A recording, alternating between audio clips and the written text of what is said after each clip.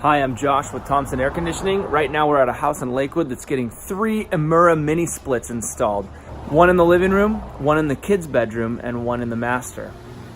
Unfortunately, the line set covers have to run on the outside of the house, but everything's going to be painted and matched perfectly, so you won't ever see, any discrepancies or any messiness on the outside of the house.